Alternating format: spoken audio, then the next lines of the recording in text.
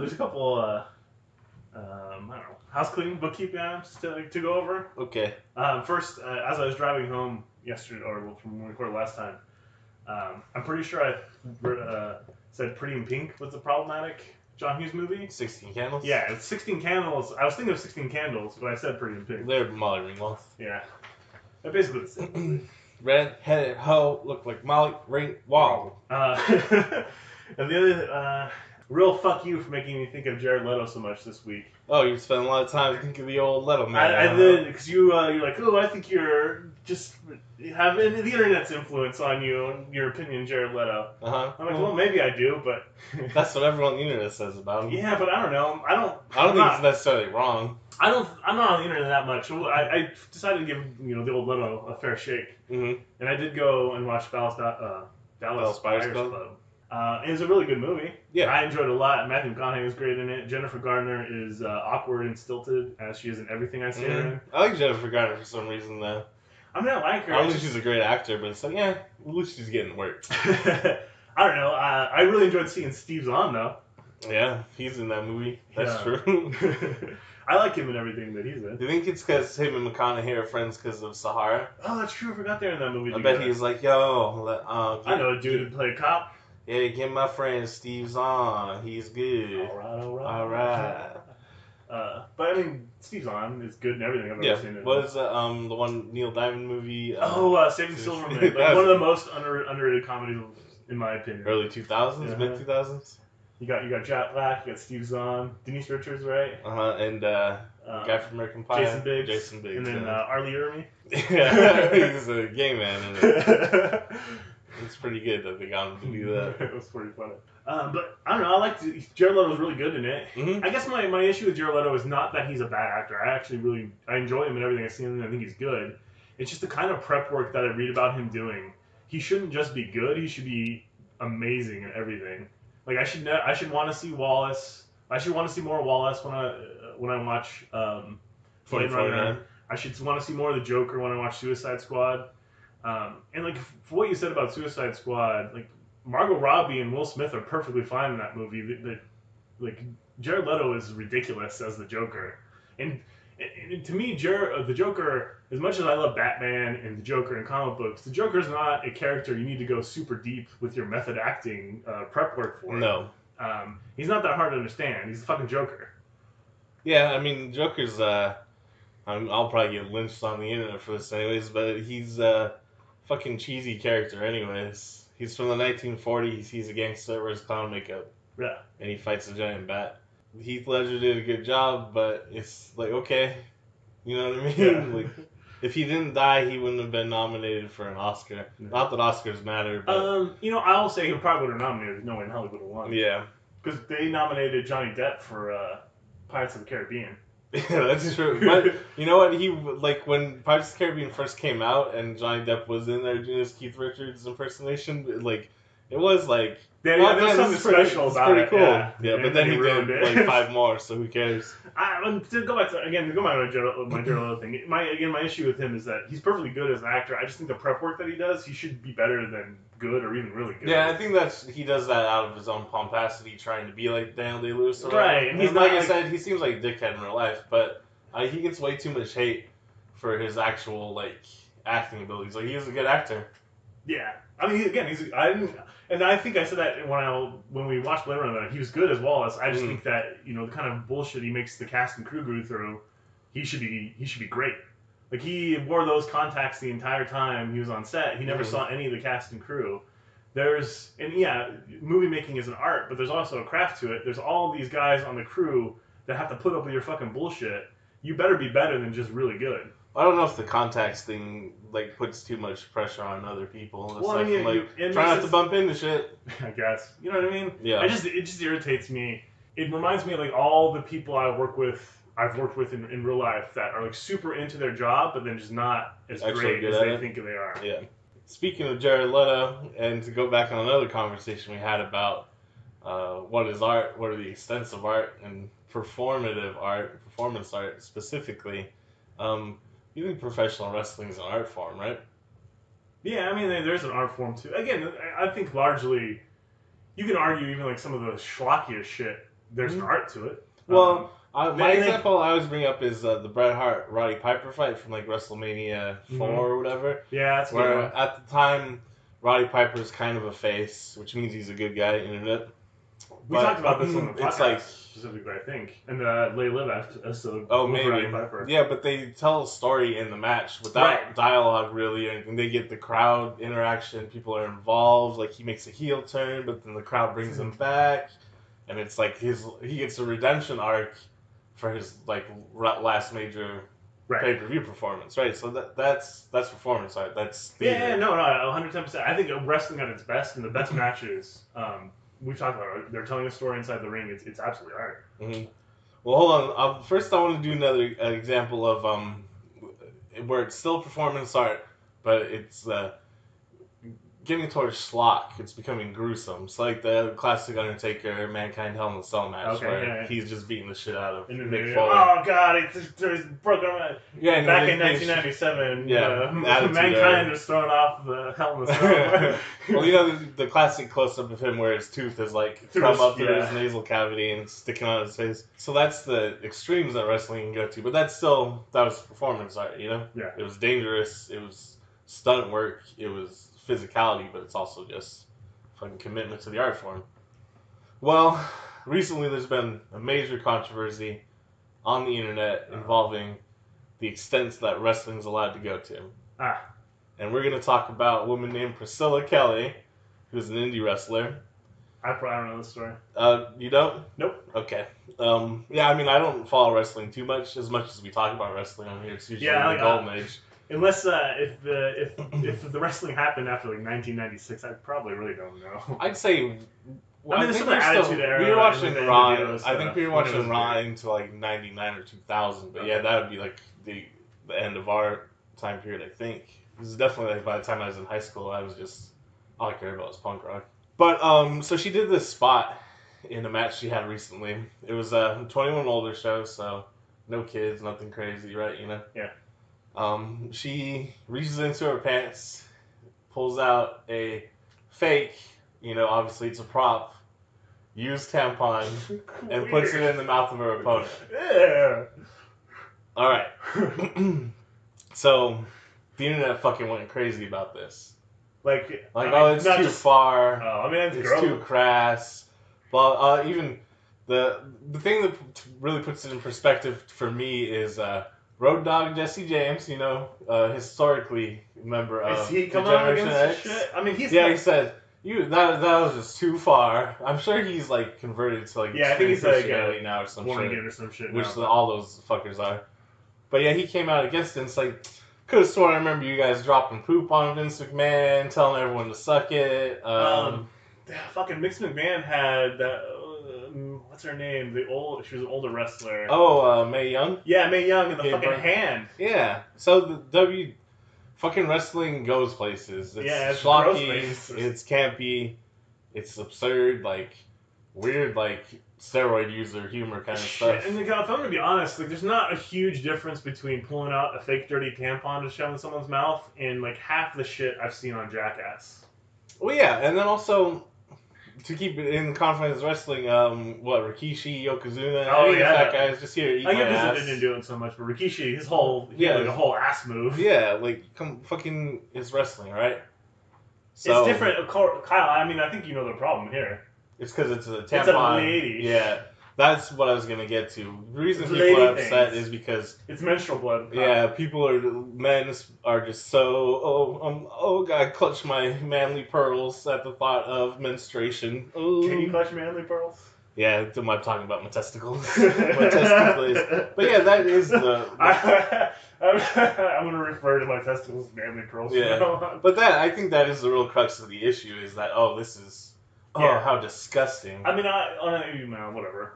Not to get too political, but after what happened in the 2016 election, does anything surprise you when it comes to like femininity and men's reaction to it? Women are the worst. Feminists are just evil. Women are just the grossest. Yeah. They bleed from their whatevers at least once a month for like 40 years.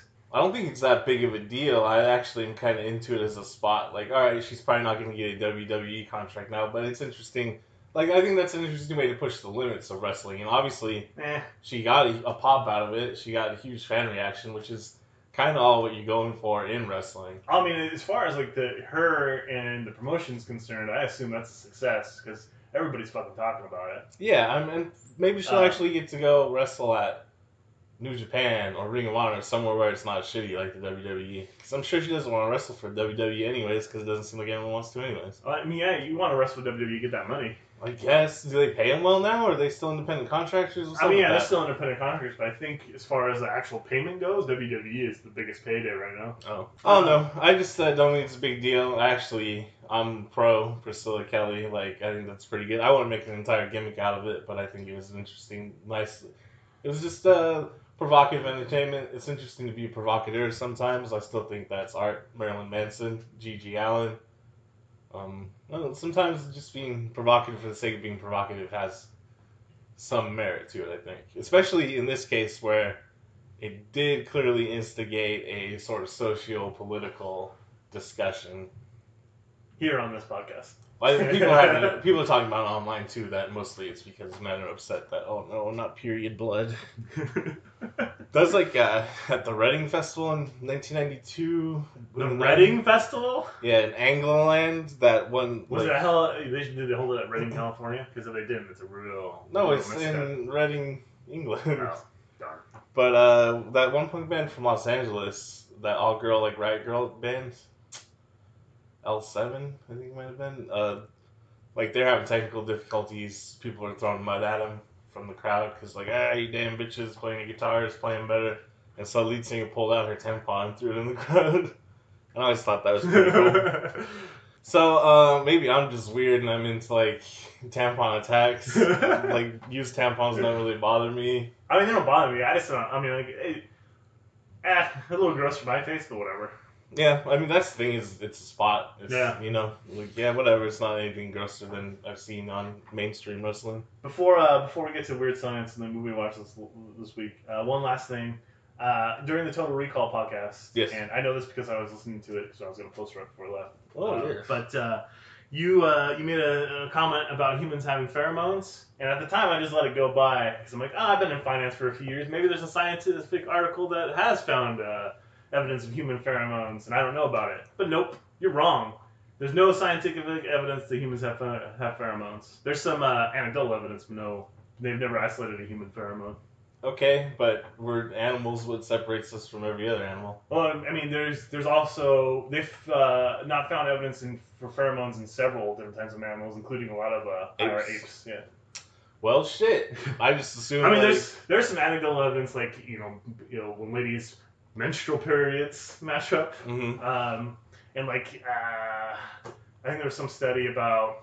I don't know. It just, BO and stuff like that. So like, there's some anecdotal evidence that pheromones exist, but I've never read a scientific study. I mean, maybe they just haven't been able to isolate it. Like I trust the scientific community. I'm a man of science. It's lying and but shit. well, it's for profit quite often now, which is weird. But I mean, you think about it, there's actually a profit motivation for discovery of human pheromones because they've been trying to sell Spanish fly for like 50 years. That's true. Well, I don't mean pheromones as in some sort of magic smell that, all right, we're... Yeah, we can have sex. I just mean like everyone has their own individual scent. That's why we still... I thought, presumably, that's why we still had pubic hair and armpit hair and stuff is because it collects... Yeah, and like like our body odor really comes in when we hit puberty. Mm-hmm. That's like an evidence for pheromones, but again, they still haven't actually isolated pheromones. So I mean, again, it might exist. I just have not. And then also, scent is like strongly tied to memory, right? Mm-hmm. And then I don't know. I think there's more there to it. Like maybe it hasn't been like you said. We haven't isolated the actual pheromones we have. Yeah. The other thing too is maybe it's not an actual pheromone necessarily, but maybe certain smells like trigger something in our brain, and that may not be. Well, it's like humans are attracted to genetic diversity, or all animals are, right? You're trying to diversify your genetics for healthier children, allegedly. So maybe you can smell. I don't know, that's the thing is, I think there's more to our senses that we're not conscious of all the time. Yeah. But, science hasn't proved it yet, so jury's still out. and I'm fine with that. Speaking of science, Some weird science. Weird Science. We watched Weird Science. This movie should have been called Weird Magic. Yeah, that's my thing too. This is not science. It's some magic shit. Some magic shit going. Sex magic. I was surprised this movie was only PG-13. PG-13 was different in the 80s, though. Yeah, definitely. There was some titties. Mm-hmm. Some fair amount of titties, actually, if you can consider the Playboys. Yeah, and then also, there's like a lot of background titties, and then a very specific, classic nudity that takes place towards the end. Really, the best part of the movie is the main theme. Weird science. Yeah, when that started, I was like, oh yeah, let's go. Damn, it's a jam right here. John Hughes supposedly wrote this in 2 days. I believe it. I mean, well, he's known for just kicking shit out. I do think this is his weakest movie now, watching it as an adult. Home Alone 3. Oh yeah, he did write that, huh? Yeah. Yee. This is the weakest movie of what people really consider his canon. You know what I mean? Yeah, his prime, his Yeah. heyday, in the early to late 80s. Where Breakfast Club's better. There's a lot of Breakfast is way better. Pretty pink. I think Breakfast Club might be kind of weird to watch now as an adult too. Yeah. But there's definitely some weird relationships going on. Pretty in Pink. Ferris Bueller might be his least problematic movie. I've never actually liked Ferris Bueller that much, but I'm sure I like it more than Weird Science because I did not like Weird Science. It was hard watching it. Yeah. I'm like, there's parts of this I kind of enjoy. But not a lot. I don't know. One of the things that makes me believe that he wrote this in 2 days is there's some dialogue in here that's just completely terrible. Well, a lot of it's also this happens, and then this happens. Mm-hmm. Here's a new set piece where this happens. Oh, and then this happens too, and then this happens. Yeah. Event after event after event, but like none of it's really interconnected. Together, It's just weird transitions and stuff. So you fucked up, John Hughes, Johnny boy. He can't hear you. He's dead.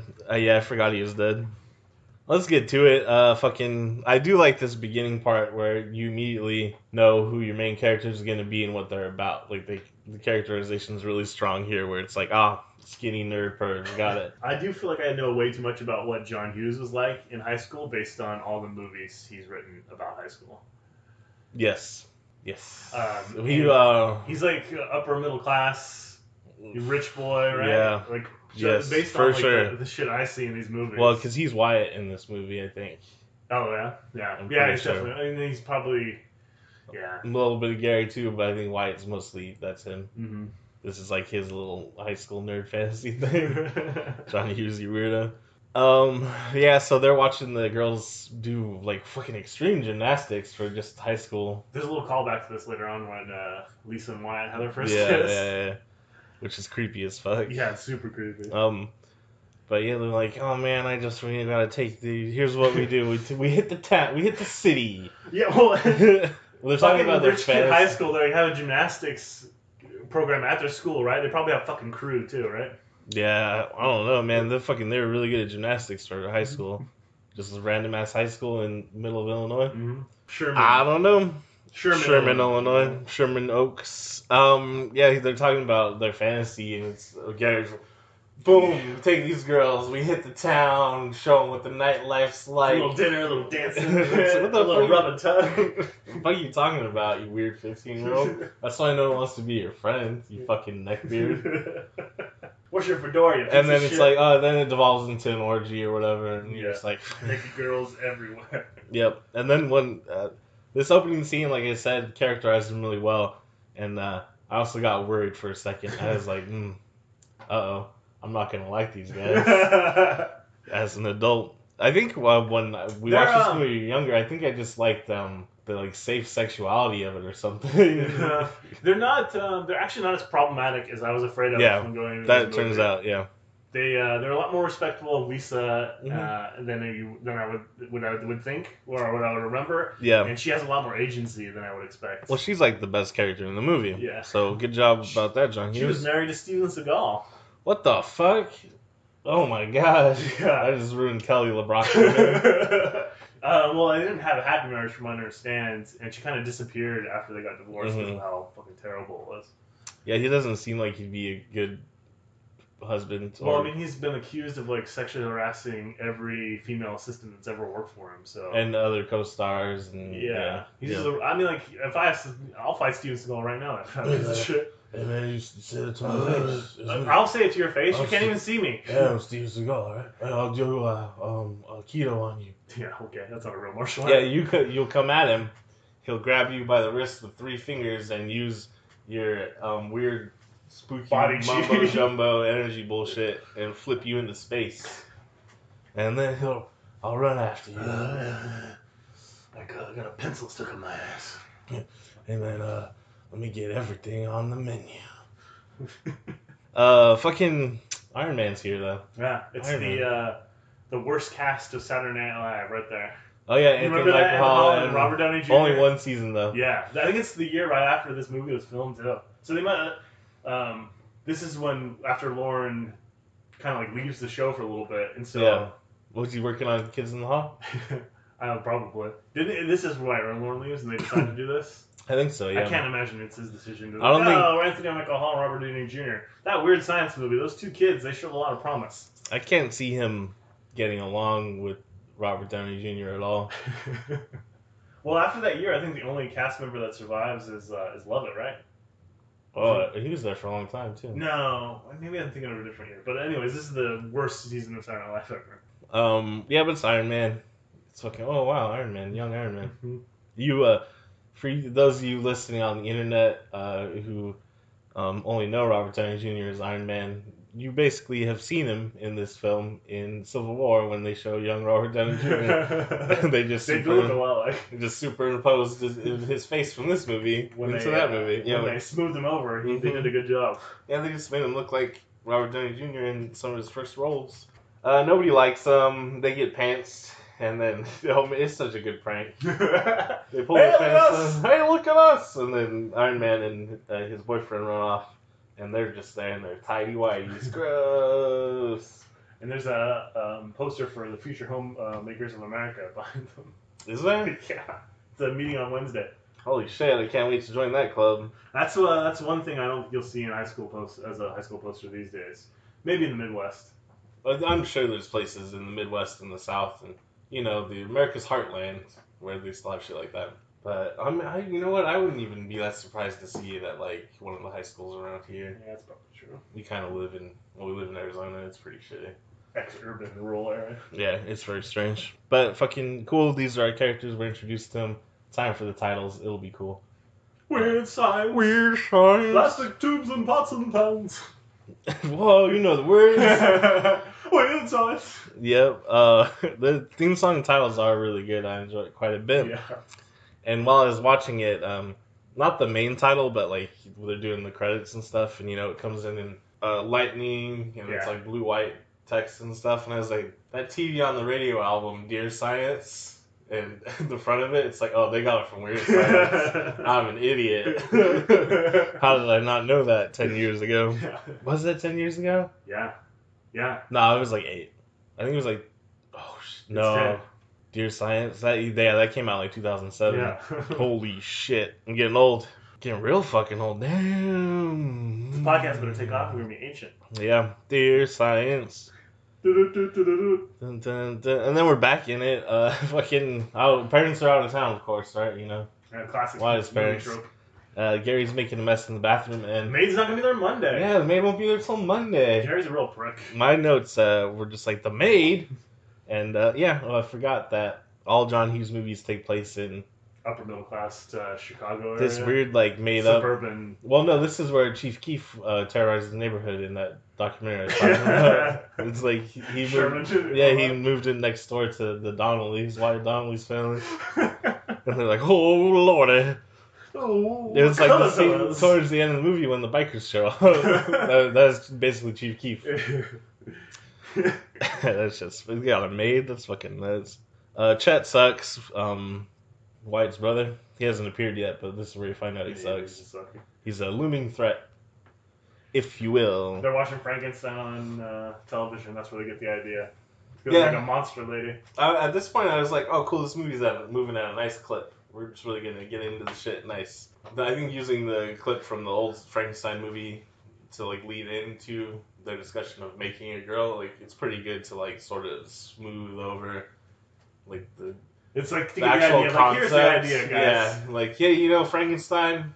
Same idea. What but if- like what if- he's got tits. Yeah, what if it's like like a sex slave, huh? All right, here we go. My It's like next Lady Frankenstein. Yeah.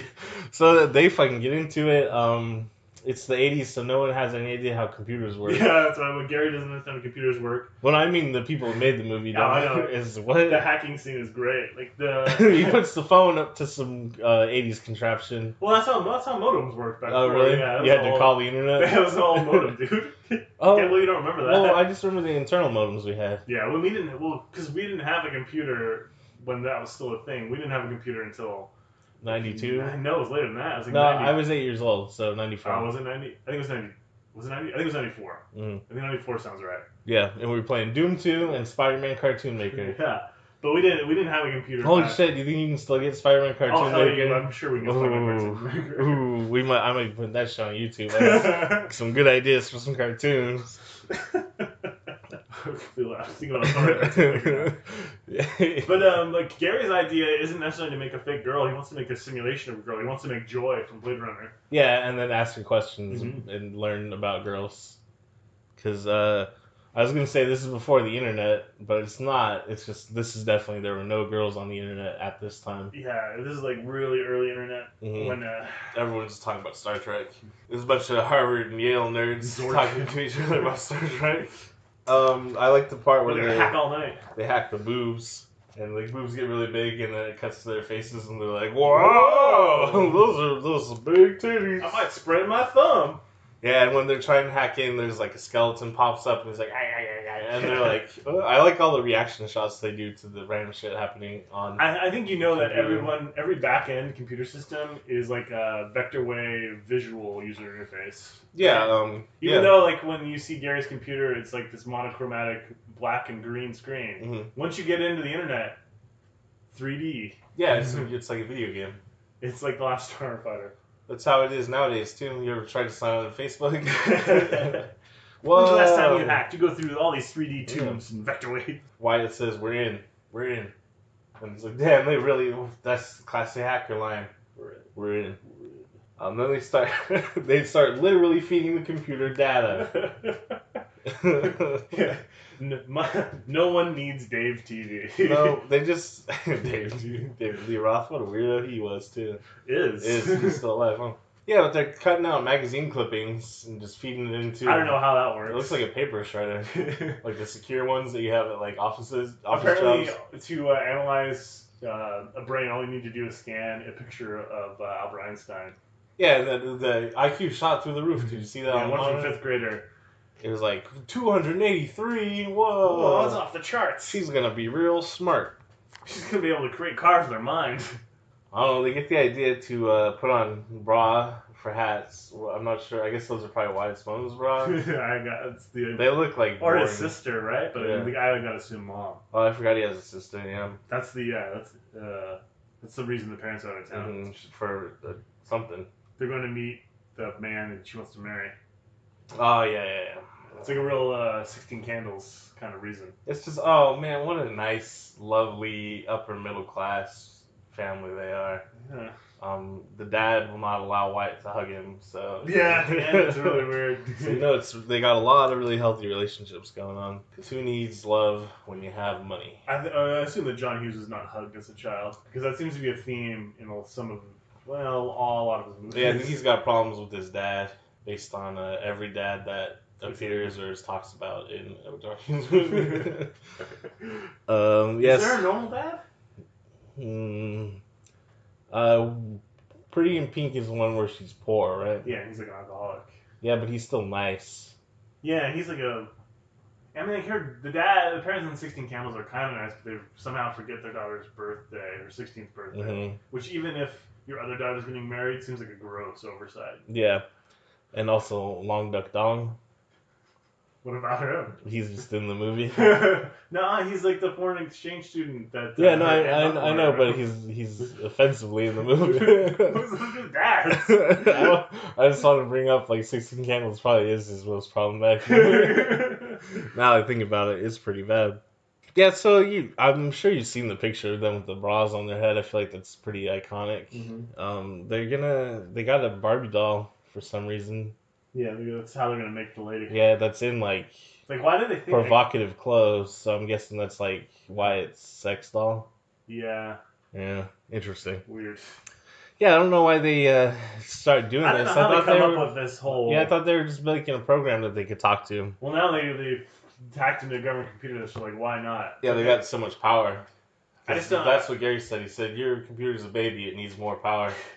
So we'll just get some extra internet.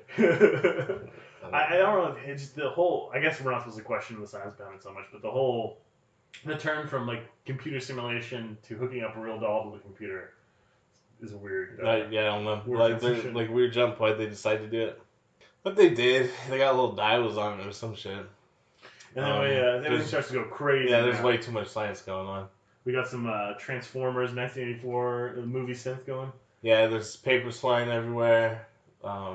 Stuff's moving around. They're all scared because all the science is flying around. Mm-hmm. Then it kind of chills out. The door starts throbbing like poltergeist. And someone opened the gate. It was pretty cool. I like that effect. It would have been great if their shit backfired and they actually made a Frankenstein monster. That's a whole different movie. That's some weird science. I'll watch that movie instead.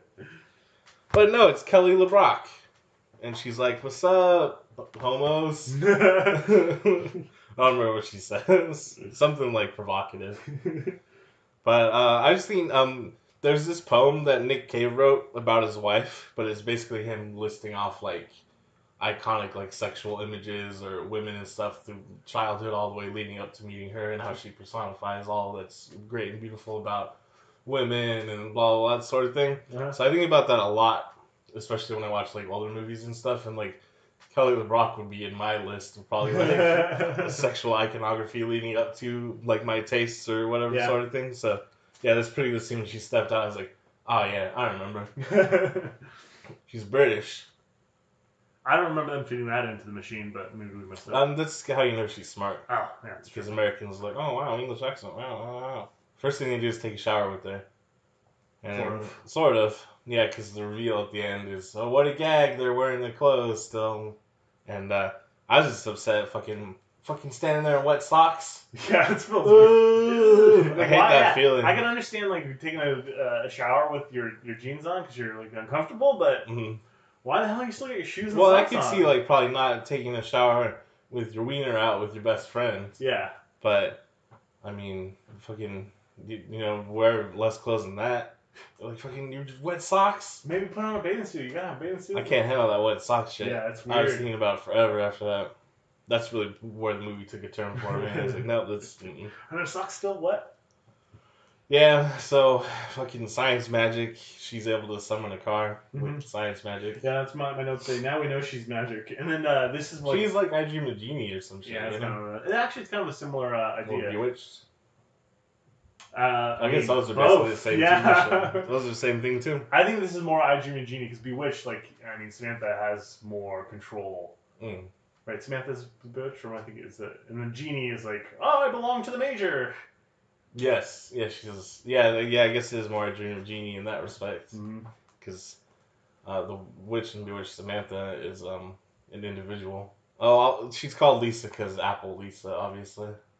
Was that? I didn't make the connection. That's what I was like. Oh. This is the scene where like the dialogue really bothers me because it's basically just Gary and Wyatt. What's going on? I don't know what's going on. What is it? Where'd you get that suit? And this happens. Like, there's like a couple exchanges that have very similar to this. Like, come on, John Hughes. Yeah, no, you can do better than that. They just get real whiny and like, she's magic. What happened to your clothes? Yeah, but they go to a really cool bar. A candy bar. It's got a weird vibe. It's got black people. And Cuban stereotype, I believe. Dino's supposed to be Cuban, right? He's a white dude, though, isn't he? Well, he's Cuban. Cubans are pretty white. Yeah, I guess that's true. We can get into that again about, like, fucking how imperialism in the 1800s determined what's white and not.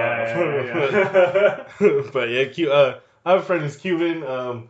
He doesn't look much different than me. He doesn't have red hair, but that's about it. That's about it. I'm just always on the lookout for them miscasting an ethnicity.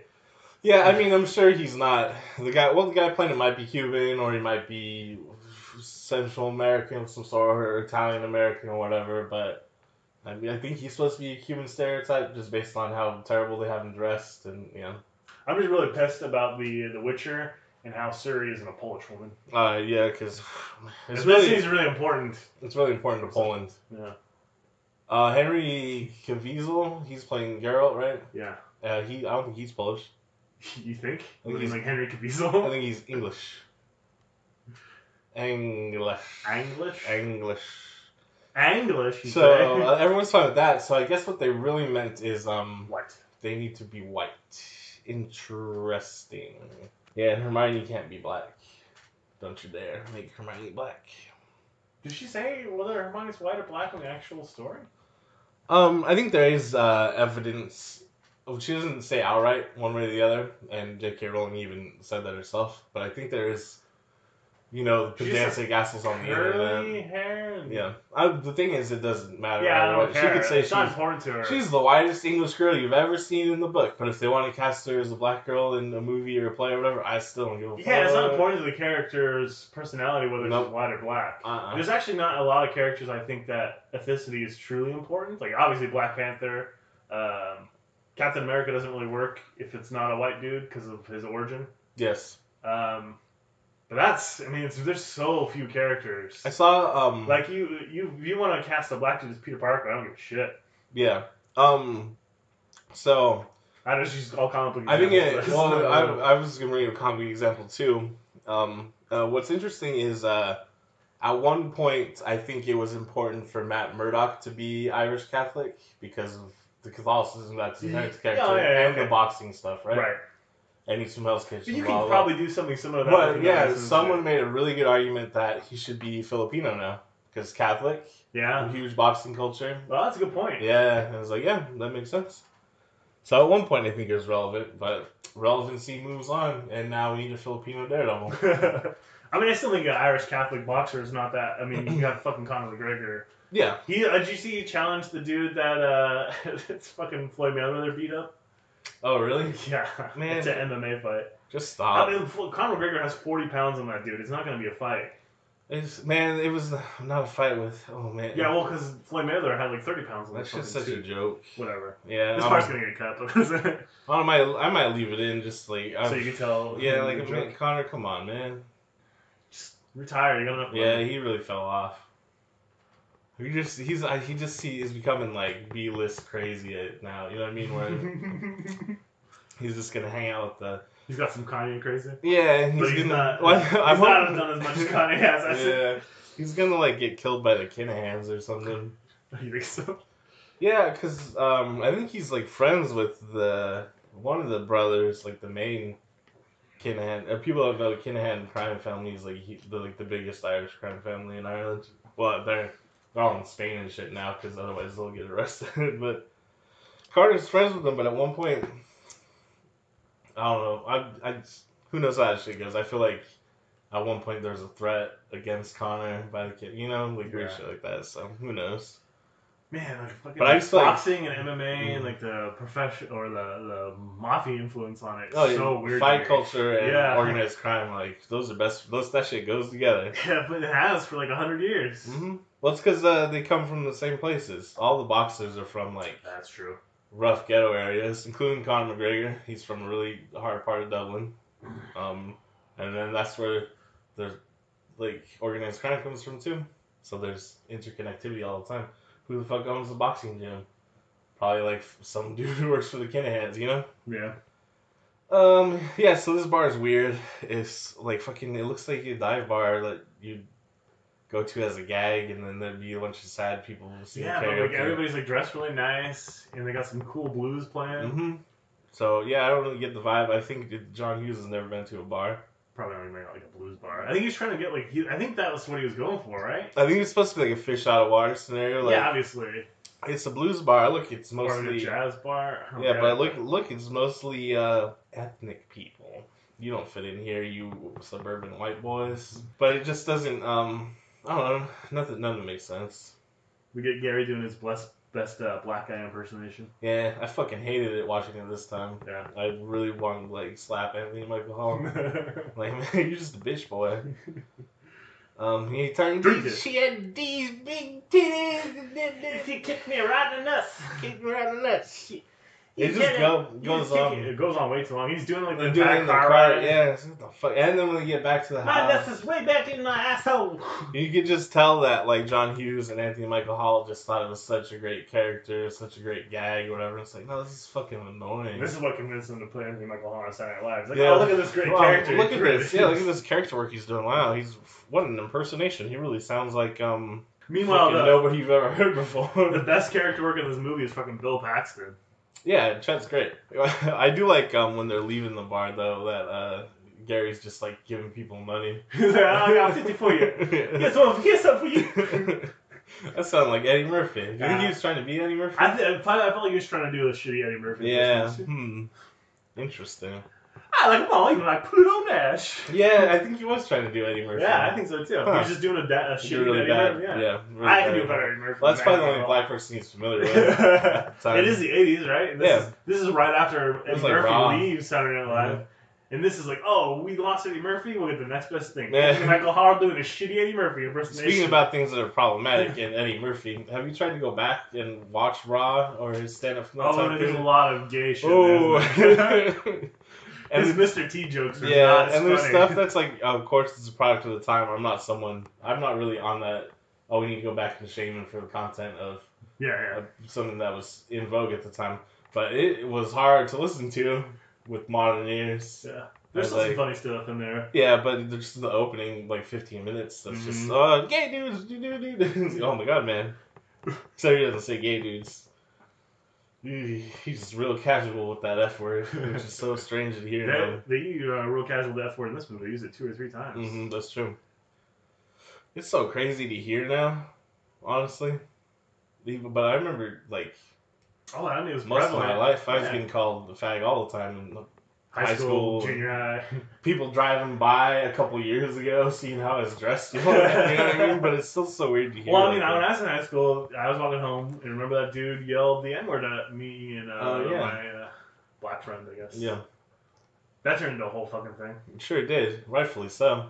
I mean, it's not important for the podcast, but it wasn't not through, not because of my friend's fault. Really, he was trying to handle it on the really low key. Yeah. And it kind of fucking blew up. I would have, when it happened, I'm like, I guess we're gonna kick this guy's ass. He was in the car though. Well, I mean, we knew who he was, so you did? After school, I guess we're gonna jump him. I guess we'll fight that guy. Well, because that's what I would have expected from when I grew up in California, but it was a little bit different. He's like, I'm just gonna talk to him about it. I'm like, oh, all right, with your fists, right? I'm just gonna talk to him about it. That's very mature. Now that shit wouldn't have flown with where people we grew up with in the Bay, bruh. But then also, no one was dumb enough to do shit like that. Yeah, if you said it, you knew you were gonna get ass kicked. I mean, unless you were just one of the black dudes, then yeah. That's a little bit different. Yeah, they're allowed to say it. Sorry, white America. That's just how it is. I don't know why people want to say it so bad. You know why. I guess, but even these little kids that. Yeah, I think I think I talked about this on the podcast before too. But it seems like it's very prevalent in my kids' school, the N word, way more than I would expect. And your kids go to mostly white, maybe Chicano, Hispanic school. Yeah, I mean there's some brown kids, but as far as black kids, there's one or two kids in my class. Meanwhile, I think a third of our class was black, right? Roughly. Yeah, I mean, by the time we were kind of leaving the area, there wasn't too many other white kids that I knew besides you and Peter Pierce. I certainly didn't have any white friends in my classes that I can recall. Very few. In 5th, 6th, 7th grade. Yeah, I had a couple. Yeah, I not I wasn't worried about it at the time or anything. Those are just my friends. But looking back on it, I was like, well, I looked about the other day. I don't know too many white people. In 4th grade, I went to my friend's birthday party and we went to sleep over, and we had duck for dinner because he's Filipino. Yeah. And I don't know. That's not going to be my kid's experience. No. No. Unfortunately not. Well, I was reading about Where we way grew up, far afield of where it's at. I mean, this might not make it in, but where we grew up, Vallejo, Sassoon, Fairfield, that area is like the third most diverse area in the United States. Oh, is it really still? Yeah. I remember going back there a few years ago when Ryan was a baby, and we went to the 4th of July parade they have out there, and it was way wider than I remembered. Oh, really? Yeah. Maybe they're moving. Everyone else is going further south towards Vallejo. But yeah, no, like it's supposedly super diverse. Definitely was when you're growing up. I mean, think about it. I think white kids were still like the plurality, but they definitely were the majority. I think at best a third or maybe a little bit more of the class was white. My guess would be like the city was probably just barely majority white, but then especially since we were younger, and it was true. People, because a lot of those white people were probably older and been there for a while, so the young people that were having kids weren't necessarily all white. So it wasn't a white majority at our school. Anyways, I don't know if that's going to make it in, but they're fucking trying to get a DUI, trying to get Wyatt a DUI. But I guess she just magic everything away. I don't know what the limits of her magic is. There's no limits. Yeah, there's no rules. Whatever the rules. story calls for, basically. Yeah, there's no rules. It's like there's no editor. She wrote it in 2 days. Which is all right. If it was a horror movie like I proposed earlier, like then you definitely need to have rules. I feel like I don't like when horror movies are just like I don't know. Well, if it's a monster movie or a slasher movie or something like that where there's a specific threat, I feel like there do need to be rules to it that need to be consistent within the world. No, I agree with you. No, my thing is I think there still needs to be largely consistent rules across all movies, right? I think if you just hodgepodge, whatever needs to happen with this particular scene is what's going to happen. Well, yeah, it's lazy. I think it's lazy. Yeah. It doesn't really work, and you kind of see it in this, like they got new cars and and like there's a part later on that when we get to it, I'm like, I don't understand the mechanics of this. It just seems to have happened because they needed something to happen. But fucking finally, Bill Paxton's here. Yeah, his hair is something else. Like, it's real short on top, it's long on the sides, and swept back. So here's what it is. So they're talking about he's at military academy, or he'd been to military academy. Now he's come back from college. But it's funny because I think he had, like, in the reality, in the real world, Bill Paxton had regular dude kind of hair, and they just buzzed the top of it. But I think the way I imagine it in character is, like, he's kind of copying the college boy, just regular parted hair sort of thing, but he's still got that like goofy military shit, so he just got a buzz cut on top. I fucking love it. He looks so stupid. It's like a weird mullet buzz cut. Because it's long on the sides and like swept back. Yeah. And the top is short and then kind of combs. I love it. I think it's so great. It fits his character so perfectly because he thinks he's hot shit, but he's such a fucking everyone around him is just like, you fucking loser. Probably the best character in the movie. Yeah. Best acting in the movie too. He's Bill Paxton's the best part of the movie. He's giving him a hard time because they're drunk or whatever, and he's trying to get Gary to throw up.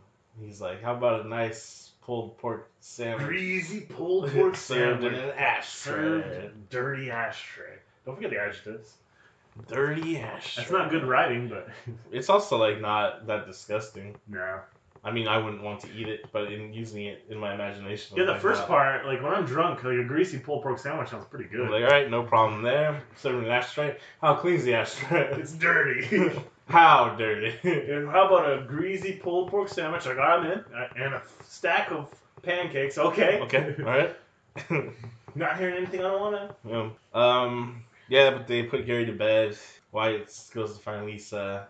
And Kelly LeBrock kisses a little boy. Like, a lot. And grabs his butt. Because this kid who plays Wyatt is only like 14. 14, 15, yeah. Like, I mean, legitimately. Kissing a fully grown woman. This is the 80s, I guess. Could you imagine if the genders were reversed? Or the sexes, rather? There's a movie about that. What's it called? Lolita? Juno? Oh, yeah. I forgot about that subplot of Jason Bateman. That was a weird subplot. I didn't know. Or, there was a whole movie with, Kevin Spacey, right? Oh, I was thinking, American Beauty. American Beauty. I was thinking Aaron Eckhart had a movie not that long ago with a similar premise. Oh, really? Not like he was a magic boy that was made, but like it was like him and a younger woman, a much teenage woman. Yeah. A much teenage. I feel like this scene with the older made up man and the young girl might have still flown in the 80s, to be honest. Oh, it probably would have. Yeah. And yeah, like I said, honestly, the same scenario. You flip it around in the 80s, like two girls make a dude. Mm-hmm. It would probably still be the same shit. Probably. There probably is a movie like that. Yeah, like I said, like Lolita, that book's old as shit. It's somewhat acceptable still. Well, the whole thing's. I guess it depends on your interpretation. What about Taxi Driver? Oh, with baby Jodie Foster? Yeah. He saves her in the end. Okay. Unless it's not his imagination as he's dying. Oh, well, we're not talking about Taxi Driver. I like Taxi Driver, though. Let's talk about that instead. It's a better movie. It sure is. Call back to the gymnastics scene. He's like, what are you thinking about? Oh, yeah. Gymnastics. And she apparently she did a routine for him, but he fell asleep. 10 seconds in, and she did her toes. Did her toes. He wakes up, he's got her Calvins on. Got nice ass. Yeah. He's just a little boy, but okay. Okay, James Gunn. There's the nice little John Hughes nod in here. He looks at the camera while he's talking to Chet.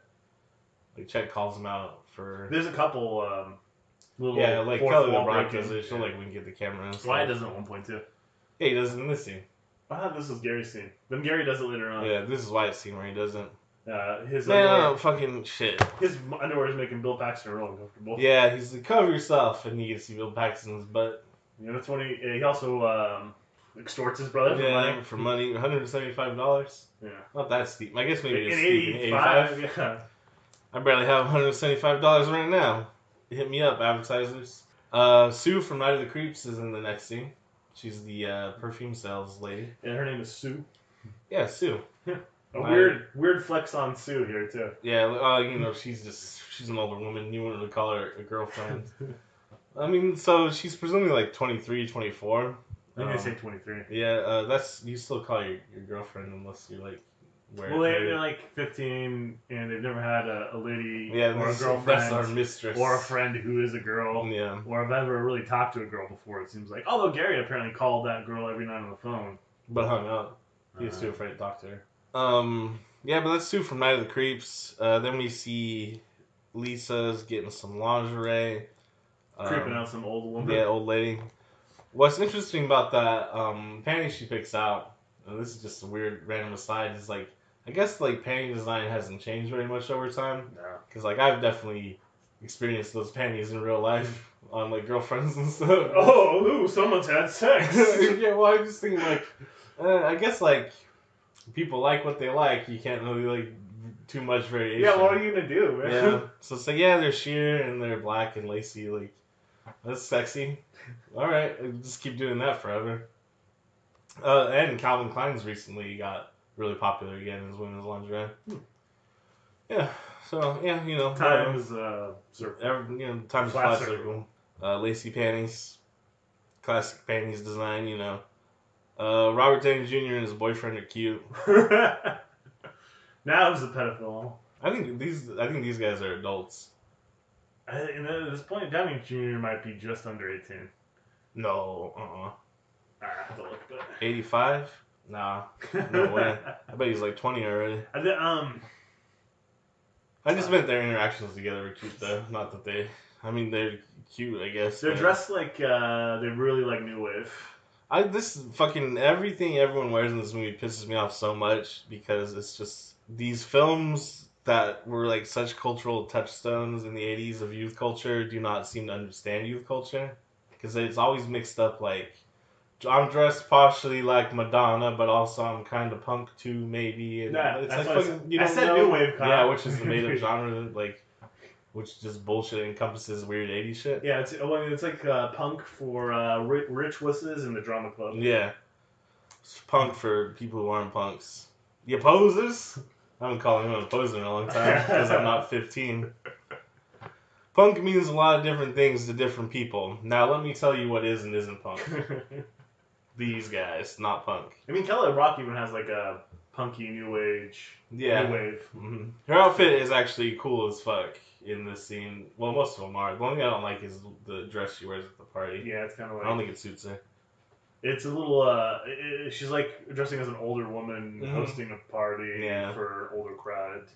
Yeah, you can tell Robert Downey Jr. would be someone who loves drugs. He did for a long time, but you can just like see it in this movie, like how he acts and stuff. At this point, he's probably already doing drugs, like the soft stuff, you know. But you're like, yeah, that kid would love drugs. They call his friend Mad Max, which is I didn't realize that Mad Max or the Road Warrior was like culturally significant when it came out in the '80s, but it seems to have been, right? They're aware of Mad Max. I also feel like this is like a reference to what happens later on in the movie too. Well, fucking Wes from Mad Max is in this movie. Yeah. Or from the Road Warrior, excuse me. Mad Max 2, the Road Warrior. As it's known in Australia. Because in the United States, no one really saw Mad Max. They saw the Road Warrior. The Road Warrior. And Mad Max Beyond Thunderdome. Mm-hmm. Tina Turner. You don't think I'm in raw? I know raw. I'm original raw. Remember when she just jumps into Thunderdome? Tina Turner's the best. You break the deal, you spin the wheel. Yeah. Man, we're gonna watch Thunderdome at some point. Let's watch it next. All right, yeah, let's do it. I was thinking about that. I had written it down specifically to mention it. Yeah, let's watch Beyond Thunderdome. Hell yeah, and then let's watch Aliens. After we're like watching some movies I actually think are. I think Beyond Thunderdome is not the best Mad Max movie, but still a good movie. Well, I just want some more Bill Paxton, especially Bill Paxton when he's actually like tough. Oh, you want to watch Aliens? The second one, okay. Yeah, Aliens, not Alien. Because Alien is 79. We can't watch it. We can watch Aliens. I thought you would consider like 79 to 90. I mean, it's really part of the same shit. Film movement we're into. Yes, I do. I think Alien counts, but we're gonna watch Aliens because Bill Paxton. Oh man, we're screwed, man. Man, you can really tell how much we didn't care for this movie in this episode of the podcast. We're talking about everything else we could possibly talk about, but weird science. But they're at the mall. Robert Downey Jr.'s boyfriend dumped an icy on him, and everyone's like, fucking losers. That's we also get their girlfriends being like, should we break up with them? I really don't like these guys. We're just with them for the party, the social circle that they can introduce us to. Yeah, I'm like, we'll go into a social coma. It's only been 3 months, so yeah, just fucking stop calling them. Yeah, just ghost them. That's how the kids do it. Yep. They don't seem like that crazy of bullies, though. You know what I mean? Like, I'd probably just fight them, but... Yeah, but you're also not Gary and Wyatt. No, I'm not wimpy. Even when I was in high school, I wasn't skinny and small. Which is not to say that's all that matters in life, but in high school, sometimes it does play a really important role. Yeah, to not get kind of shitty. I mean, society could move on from that one day, but probably not with children. It's getting a little better. I hope so. Because, even, like, being aggressive and, big and somewhat violent to people that fucked with me, I still got a lot of shit in high school. Oh no, you remember that shit? Yeah, I just would rather not have to fucking deal with it. Yeah, it was like fucking alone. Man, like I had big plans for today about how things were gonna go, and I didn't think I was gonna have to get in a yelling match with you about your masculinity as perpetuated upon me because I'm wearing fucking punk clothes. Yeah. Fucking, man, whatever, this fucking movie, man. Mad Max and Ian and their bullshit. I've never tossed off to anything. Yeah, they're gonna have a party now. We're only I missed the part where, like, they're going down with the stairs with the girlfriend and then they see Lisa and like, oh shit, better chase her. Yeah, and like, you were looking at us, right? And Robert Downey Jr. seems like a horny little horn dog. Yeah, this is my friend, I'm Ian, this is my friend Max, called Mad Max. What's you up? Where are you going to? Where's your pussy? I mean, And then Gary and Wyatt pull up in a Porsche. Gary gives Lisa some uncomfortable kisses. Does not look cool. Yeah, like Gary like really forces some kisses on Lisa. Yeah, and she's like, yeah, I'll play along for your fucking ego in front of these fucking dweebs. She's like trying to teach them, to be themselves and all this sort of positive shit, and they're just like, no, we gotta impress Robert Downey Jr. and Mad Max. Yeah, like, why do you want to impress these two shits who like have been terrible to you your entire life? It seems like. Yeah, and fucking in this scene, Robert Downey Jr. is wearing like fucking cargo shorts with like a studded belt and some other belt. Like, this dude's not cool. He's Robert Downey Jr., but he's not Iron Man yet. Yeah, they're gonna have a party now. We're only half an hour into the movie, and at this point, it's like, Is the party scene like fucking an hour long? Yes. Everything's just at the party? I don't remember that shit. I'm not filming this movie at this point. I was like, oh my god. I was like, where are the jokes at? I could have sworn there's like funny gags in this movie. The funny scene is the scene with Gary's parents tossing off. Mm-hmm. Yeah, that is the best scene in the movie. I've never tossed off my life! I didn't even toss it off this! Yeah. It's so good. And I like afterwards too that she erases their memory and his dad has no idea. Who the fuck is Gary? Who is Gary? Who's this Gary person? Yeah, fucking alright, party starts, Lisa gets the door, says hi to like a million people. Mm-hmm. And they got fucking like snacks and pies and what the fuck? I've never There's a tart. I'm going to my first big high school party, can't wait to see what their snacks are like. I hope they have caviar. Yeah. Like maybe if it's rich people, yeah. And again, Kyle, you've seen the house, you've seen the school with their gymnastics teams and their. The only way to find out is to ask John Mulaney, the stand-up comedian, because he's from like rich white people, Chicago too. So maybe he knows. He seems like that. He seems like a John Hughes kind of type. Well, hit us up, Mulaney. We need to know. Yeah, he's one of he's Mulaney. He's Irish Catholic, right? So he's like. One of like probably family started off crime business, got involved into politics. Well, I mean that's our family, but we're not. Where'd all that money go? I think we were the first marriage for Big Mike. And then King Mike. He had 3 or 4 other wives. So yeah, so we got fucked in that. Didn't work out for the bloodline. It's all right. I'd rather be poor than fucking shitty, political, rich, uptight, boring. I don't know. I guess. I don't know, we see his grandparents later and they fucking suck. It's his mom's parents though, so they're not Donnelly's. Presumably they're not the Irish criminals. Yeah. It isn't set up for baloney. Baloney. I swear. That's right, this is malarkey. Let me hit you with my hat. We do hear Living in the 80s in one scene, the kids dancing to 80s. I'm living in the 80s. Which is a band called The Killing Joke, which is a really great punk band. That song is not representative of their catalog. So is this a reference to the actual Killing Joke? That's not out yet in '85, is it? Yeah, it is. No, the band Killing Joke has existed since like '78 or something. So I think they predate Batman the Killing Joke. Is Killing Joke a reference to the Killing Joke? I believe Batman the Killing Joke is a reference to the band The Killing Joke. Also just as a concept of comedy and English idioms. Because, that joke kills, it's a killing joke. Yeah. Alan Moore, you crazy wizard. See, Javier Cortez quoted Watchmen. Oh, did she? Yeah. What'd she say? Someone was, I can't remember what the exchange was, but it was the Rorschach line, like, I'm not stuck in here with you. Oh, you're stuck in here with me. You're locked in here with me. Man, that's pretty badass. I like a lot of stuff she says. She's pretty good on it. Her Twitter game's on point. Yeah. I just like, she's like, nah, I'm not gonna back down. Yeah. Like, they're gonna bully me all the time. Nah, fuck it. That's how I feel. I'll just say wild shit, too. I feel like I've grown up hearing a lot of, like, right-wing bullshit, and just having, like, I'll sit there and take it because I don't want to cause a fight, but at this point in my life, like, if you say it in front of me, you're gonna hear me arguing with you about it. Yeah. Well, that was like Tlaib calling, Trump a motherfucker, and I was like, I finally feel represented in this representative democracy. I've been calling Trump a motherfucker on Twitter for years. Yeah, fucking say it. Just fucking say it. Say it with your chest. I don't know, man. Grandparents show up, they get frozen. Gary and Wyatt are brokering human beings with Robert Downey Jr. Yeah, let's trade. Like, you can fuck our girlfriends if we can fuck Lisa. And they're like, I got a better idea. Well, they're like, we're not going to give up Lisa, is basically what it is. Yeah, like, no, we want to fuck all of them. Well, I don't know. They don't really want to fuck Lisa because they've had plenty of opportunities to do it. I think they're too scared to do the sex anyways. Well, I think they're incels. Maybe. I don't know. Because they seem to be willing to do it with Deb and Hilly? What the hell's her name? Hilly? I don't know. I think it's Hilly.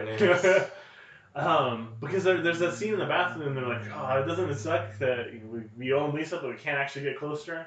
I think they have a weird moral... I guess, yeah, they're not evil guys or anything. They're just I mean, like, they're very close to incels, but they're not quite incels. Yeah. I just think they're unsure about themselves, which is really, like, the precursor to being incels. Yeah. Well, I think the big precursor to being an incel is a fear of women. I think these dudes are really, really afraid of women. It might be not. I don't even know if it's just women. I think it's people they're afraid of. Oh, yeah, probably. They're afraid of the interactions. Mm. Right, because that's when they go to the candy bar, like, oh, we can't be here. And they're hiding in the bathroom. At their own party. And it's not because they're afraid of women, it's because they're afraid of just interacting with people. Yeah. And which I guess, again, is incels aren't necessarily just afraid of women. They are afraid of human interaction. Yeah, so I guess John Hughes did write, like, a proto-incel movie. Yeah, so, yeah, this is, like, fucking incels. If you want to teach people about your feelings, show them this movie. It'll make you look really good. You look like real... People are like, oh, I really get it now. I support your beliefs. Yeah, it won't backfire at all. I don't know. I don't think this movie, in the end, really supports incel philosophy. Because it's, again, the message is, just be yourself, don't be a Chad, right? Yes, that's true. Because Mad Max and Ian are the Chads in this movie. Mm-hmm. And Lisa is basically telling them not to be like those guys. Yeah, they're annoying.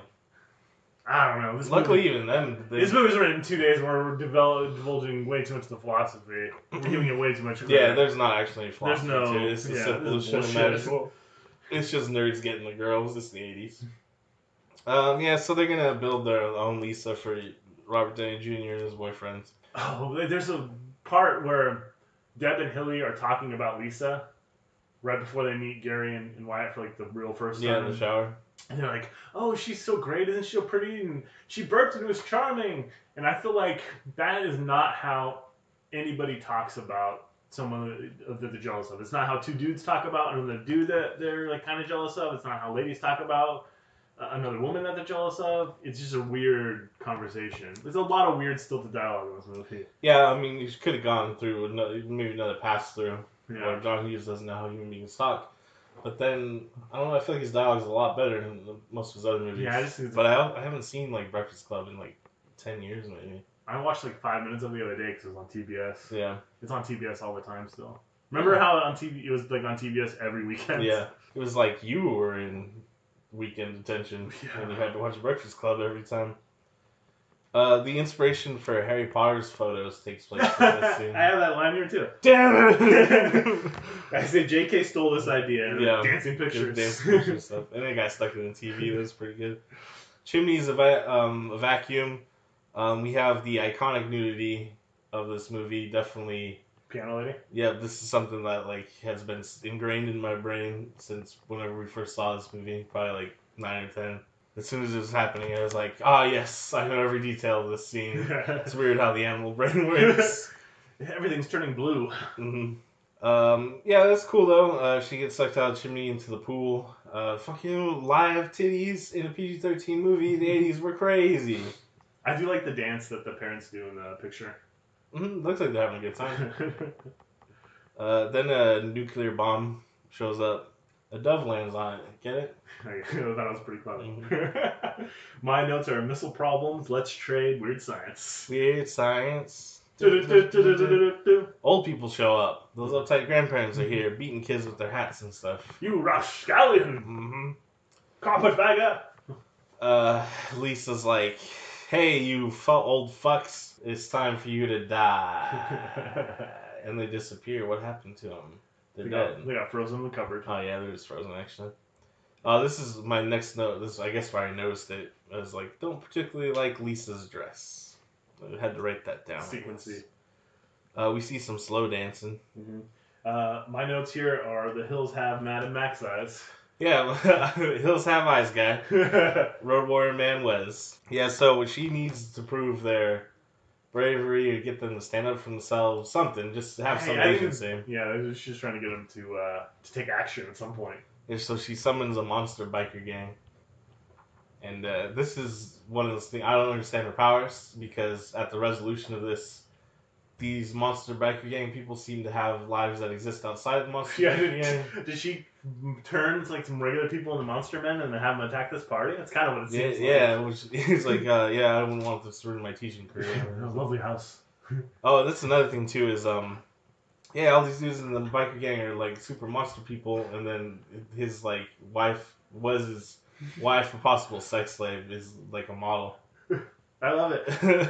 My notes are like, I love when the mutants leave. It's just because it's such a turn from where they were like 5 seconds ago. I really hate to have this affect my teaching career. Mm-hmm. Girls, schmerls. That line delivery from Robert Downey Jr. is fucking terrible. He's so wacky in this movie. This is like someone saw this and was like, that man can play Chaplin. This is interesting. So he pulls out a gun, right, to scare off Wes. Yeah, it's and the the squirt gun that he supposes. Yeah, and he actually fires it and it turns out to be a real gun. And then it cuts to Deb and Hilly or whatever, and they're fucking turned on by it being a gun. You know what I mean? They're like, ooh, give me danger, little stranger. The thing that bothered me in this scene is like the mutants attack this party. They have everybody like terrified. But as soon as the mutants start harping on Gary and Wyatt, like the entire party's like, ah ha ha, Gary and Wyatt, they're wearing bras. We might all die from these mutants, but these fucking dweebs. It's nerds. Get 'em, mutants. Yeah, burn. Yeah, get 'em, mutants. You can have my ass next. Ned Stark's line, being when you're scared is the only time you can be brave. You know. I mean, yeah, that's true. That's a true line. Yeah. But I just thought of it and I was like, yeah, because like, were you scared? And he's like, of course I was. I had to do what I had to do. And I was like, I know a better version of that idea. And then Stark says, party is, I guess, kind of clearing out though, because everyone's like, man, we almost got raped to death. We should probably leave. Yeah, but Hilly comes to Wyatt and was like, hey, it's been a pretty strange night. Can I ask you something strange? He's like, go for it, baby. Do you love Lisa? No, well, she's like, you give me a kiss. Oh. And he's like, where do you want it? Well, he's so slick now. Even though Gary did most of the work in defeating the motorcycle gang, but whatever, Wyatt's cool too, I guess. That's the thing about this movie. I can't figure out if we're supposed to root more for Gary or more for Wyatt. Obviously, it's like a two-hander kind of movie, but... Yeah, I find Gary more annoying, and then Wyatt, equally as annoying, but for different reasons. Yeah, Gary's annoying because he's like actually his actions are annoying. Wyatt's annoying because he has his inaction. Yeah, his inaction's annoying. Yeah. I noticed that they're paired off with the girls that match their hair, which it's a nice touch. Well, I've read that blonde-haired, blue-eyed people prefer blonde-haired, blue-eyed mates because they know that their children are theirs. Oh, really? Yeah. Oh, that would make sense. And then also to keep the Aryan blood strong, right? Oh, that too. Of course, yeah. Interesting. I do not give a fuck. Well, maybe you do. You have a preference. It's just not. You know what I mean? Not the white bloodline part. Well, I don't know. Well, because you have a subconscious preference. I guess, but all girls I've dated or not necessarily dated, but whatever. Well, there's not like a lot of consistency between them that I can figure out physically or even really like emotionally. I'm just this fucking scattershot. That's what I'm doing. I'm just going for it. I let the chips fall where they may. Give out, do I do? Give 100 chips fall where they may. Yeah, usually you end up. Speaking of another, pretty bummed out, but whatever. Give it a shot. Chet's here. He's pointing guns at young girls that he doesn't know. Yeah, because Gary and Wyatt are paired off. They basically said that they love Lisa like a sister. Wyatt banged her in his sister's room. So, you gotta do what you gotta do. Let the chips fall where they may. Go out there and give 110%.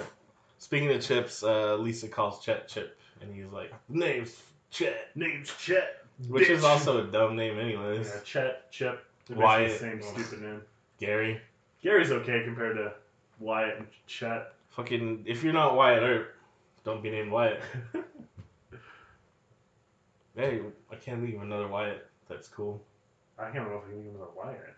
I mean, I don't even know if Wyatt Earp's necessarily cool, but Kurt Russell as Wyatt Earp is cool. That's a good movie. Yeah, directed by Kurt Russell, allegedly. Not Panos Cosmatos. No, George Cosmatos. We talked about this. Son. No. Yeah, there's a movie, I think. Yeah, on Cobra probably. Go back and listen to it. Yeah. Chet gives him a punishment wedgie. He's like, you think about what you've done, wedgie time. Hitting people in the head with a gun, too. Bonking them. Yeah, that's gotta hurt like a motherfucker. Yeah, guns are pretty heavy. But Lisa's like, alright, I'm gonna take care of Chet here. You guys take the girls home. And for some reason, we get a really weird police chase scene with Gary. I fucking hate it. Why is that in the movie? Yeah, my note is like, was the movie too short and they needed to throw in some weird chase scene? Like, why the fuck is it here? I was like, isn't this movie fucking over? What's this? What's the point? It's a really weird pacing. Yeah, and also Chet tells Lisa he wants to butter her muffin. Yeah, butter is that a surprise? He's a piece of shit. And butter your muffin. She turns him into like a booger monster. Yeah, he's Dookie Chet. Dookie Chet. If you think that's a good pickup line, try it on your wife. Be like, hey, Courtney, butter your muffin. I do. I say weird shit to her like that all the time. I guess you've been married a long time. Been dating a long time. I've made up like a weird. Hopefully she doesn't listen to this one because I know she wants this shit out there. I made up like sometimes I make up like weird like 70s, 80s R&B style songs. Oh, and cool. I did one the other day about going to Uranus and visiting her chocolate star on my love rocket. That's pretty good. You guys have a good time. My next note, I referenced Iggy Pop and the Stooges again, because after the cop chase, she's like, oh, Gary, you're the best, because I give you danger. And then I tried to draw hearts. I'm a passenger. But I can't draw. I can't draw hearts at all. Like, what the fuck are those? They look like... Oh, you draw hearts like Jamie does. He's only 6 years old. Well, you draw hearts like a 6-year-old. God damn. Wyatt tells his girlfriend that he loves her, and I was like, that's way too soon for that. It is. I think it's okay, and it kind of works. Yeah, because it's more like I love the like, I had a great time. Yeah, and she kind of takes it that way, and that's really kind of always presenting it. I think. Yeah, I guess. He's just like, I'm glad. I like you a lot. It's basically always saying. I'm glad we met each other. Interestingly, though, Gary tells Deb everything. He's very honest about what's been happening. Wyatt doesn't mention any of that shit. Well, I think we know what Wyatt's problem is. He's a liar? Yeah. He's a goddamn liar. Dookie Chet. He feels real bad about treating Gary and Wyatt like shits. He's eating flies. I guess he's like a frog monster. I don't know. He looks like a pile of dookie. Yeah, but he's got a flower frog then. I saw that costume was made just for Bill Paxton, so he could control it, but he was too claustrophobic, so 2 dwarves had to do it. Oh, really? Yeah. I knew the lines were clearly ADR. Dwarves is supposed to say little people now. I feel like little people is way more insulting than I don't know. I think dwarf might be okay, but I believe they prefer little people. Dwarf is like the medical term. Dwarfism. Dwarfism, yeah. But little people seem so offensive. Yeah, little people seems really offensive to me. Oh, how's it going, you little people? I feel like it's the one step away from Munchkin. But if they want to be called little people, that's their choice, I guess. Fucking, they fell in love in one night. One party can change the world. My last message. And party on. Imagine I turned into dust and floated away. One party can change the world. Party on, dudes. I wish I watched Bill and Ted at some point. Yeah. I was thinking of Slurs Mackenzie. Me too. No, go on, girls. Just party. Too much. I'm gonna go lie down. They have, I guess, a touching good farewell to Lisa. Yeah, she's crying a little bit. She's like, it sucks a little bit. I read that John Hughes was tearing up while he filmed that scene as John Hughes. What the fuck are you talking about? Yeah, because this is a weird John Hughes sex fantasy thing he had. That's the entire movie. I was my notes are just where's she gonna go? She doesn't have a social security number. Yeah, well, I mean, she'll create one and magic it. Yeah, because she gets a job as a PE teacher. At their school, right? I think so. So I guess they're going to be seeing her a lot. Yeah, and then his dad won't let him hug him. He goes to hug him. He's like, no, we gotta shake hands. Shake hands. You have a formal relationship with that, like that with your sons? Yeah, I don't. No good. At best, a handshake, and only if they've done a really good job. I heard you did a good job at school today. Put her there, son. How fucking weird. And then my last note says, boo, not as good as I remember. I did not like it. I was fucking once I was halfway into it after the mall scene, and I was like, fuck, the rest of the movie's gonna be the party, isn't it? And I was like, thank God it's only an hour and a half long. We're fucking almost done. It seems really long. It just all seems so pointless and I mean, again, dry. It is a movie that was written in 2 days, and for it being written in 2 days, it's a really good movie. Mm-hmm. I'm assuming there's some rewrites between shooting, yeah. It's definitely a movie that could have done with a rewrite, a really serious one. Because I think there's some good stuff there. Yeah, I guess. They made a TV show out of it in the 90s. Yeah. I don't remember how good the TV show was. I remember watching the TV show a little bit, but not something if it was on and I watched an episode or two, but I definitely have not seen. Well, I guess the reason it became a TV show is just we already know the fucking concept works because of Bewitched and I Dream of Jeannie. Yeah, right? So they just made that for teenagers. Oh, well. This is a movie, though, I feel like Let's remake it. Weird Science. I wouldn't want to remake this movie. I really don't want anything to do with Weird Science. Not one bit. God no. No. I'd rather like make fucking Spider-Man 4 continuation of the Sam Raimi trilogy than. I'd rather make Batman, Robin, and Batgirl the sequel to the Joel Schumacher Batman and Robin movie. Oh, they were gonna do that, weren't they? I don't know what that was going to be called, but yeah, they're going to do it. They were gonna have I think Harley Quinn was going to be the bad guy. And who do you think would have played her? In like what, 97? I don't know. Oh no, it would have been like 99, I bet. Oh yeah, I don't know. Fucking Natalie Portman ruined her career. She had bigger things to do at the time. She was Princess Amidala. Occasionally it was Keira Knightley. I think Keira Knightley's still probably one of the most beautiful women of all time. You had a big crush on her. Uh-huh. And I kind of like I just really hadn't thought about her too much until recently because she's been, I think, just being like a mother and stuff, not really acting. Uh-huh. But just now I was like, oh, fucking Keira Knightley. She's so beautiful. And she's so talented. Fucking Atonement. Atonement's a good movie. I don't know if I've seen Atonement. Oh. That's too bad. It's that shitty one. Wasn't she Guinevere in that? King Arthur? Yeah. Mm-hmm. She looked cool with the face paint and stuff, though. Yeah. Yeah. That's true. That's about it. Anton Fuqua, he's like, you know what? I'm gonna follow up to Training Day, award-winning film. I'll make this King Arthur bullshit. Let's go. Alright, that's the end of the episode, though. Weird Science sucks. Beyond Thunderdome's next. Matt Max Beyond Thunderdome. Yeah, Beyond Thunderdome. You got some Tina Turner. You got Master Blaster. Mm-hmm. It's all good stuff. McVentureProductions.com. You know, buy some advertisements from us under the Thrill Me section or Thrill section. I forget what I put actually. I think it's supposed to be. We have not been pushing them. I think it's Thrill Me. I think it's Thrill Oh. You're throwing somebody else. Oh. Okay. I think. Whatever. I don't know. And then you can donate. There's some Patreon shit. You can watch us on Twitch. We'll be streaming. I'm gonna start streaming Fallout on Monday. I'm gonna start streaming Spider-Man Cartoon Maker. You can find it. Yeah. All right, later. That's Space Force. Space Force. Beyond Thunderdome. Beyond Thunderdome.